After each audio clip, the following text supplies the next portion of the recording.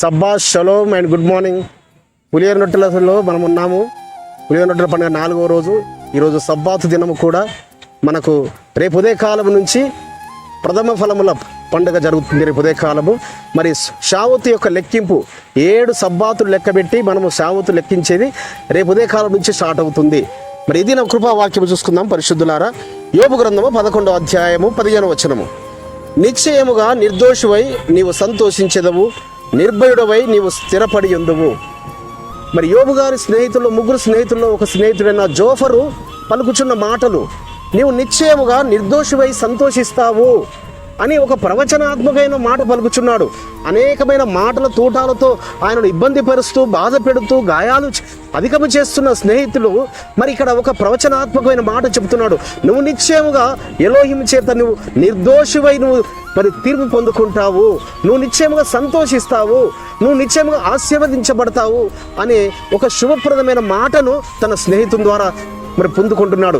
పరిశుద్ధులారా, మన జీవితాలలో కూడా అనేకులు మనల్ని ఇబ్బందులు పెట్టేవారు, బాధలు పెట్టేవారు, శ్రమల పాలు చేసేవారు, నిందల పాలు చేసేవారు, మన ఆస్తులను ఆక్రమించుకునేవారు, మనము వారికి మేలు చేస్తే మనకు కీడు చేసేవారు, వారికి మేలు చేసి ఏదో ఒక దాంట్లో మనము షూరిటీలుగా మనం ఉంటుంటాం, వారికి ఇప్పిస్తుంటుంటాం, ఏదో వాళ్ళకు కాలేజీలో సీట్ ఇప్పించడానికి సహాయం చేస్తుంటాం, వాళ్ళ బిడ్డల విషయంలో సహాయం చేస్తాం. కానీ మన ఎడల మాత్రం గోతులు తవ్వుతుంటుంటారు.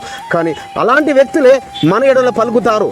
ఒకానొక దినం వస్తుంది, ఆ దినం వారి నోట గుండా పలుకుతారు, నిశ్చయముగా నీవు సంతోషిస్తావు, నిశ్చయముగా నువ్వు నిర్దోషివై నువ్వు తీర్పు పొందుకుంటావు అని మరి అలాంటి వ్యక్తుల నోట ఆయన మాటలు పలికించేవాడు. ఒక సందర్భంలో దావీదు రాజు గారు మీకు సౌలు తరుగుచూ వెలుచున్నాడు.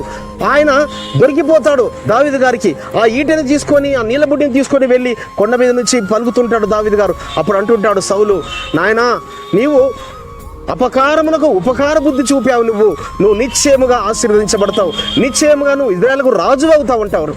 కాబట్టి ఎంత గొప్ప మాట సౌలు రాజు పలికాడు.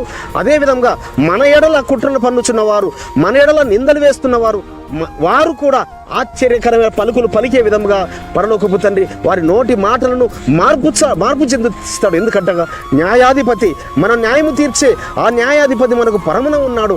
ఆ తీర్పు ఎదుట, ఆయన సింహాసనం ఎదుట, ఆ నీతి సింహాసనం ఎదుట, ఆ ధవల సింహాసనం ఎదుట మనము నిశ్చయముగా సంతోషించే విధముగా ఆయన మన నిర్దోషత్వాన్ని బట్టి మనకు దీవెనను ఆశీర్వాదమును ఆయన ఇచ్చువాడు. ఆ విధంగా అట్టి కృప మన ఎడల మన బిడ్డల ఎడల కూడా చూపువాడై ఉన్నాడు. పరమ తండ్రి ఈ మాట దీవించునుగాక. ప్రార్థన చేసుకుందాం.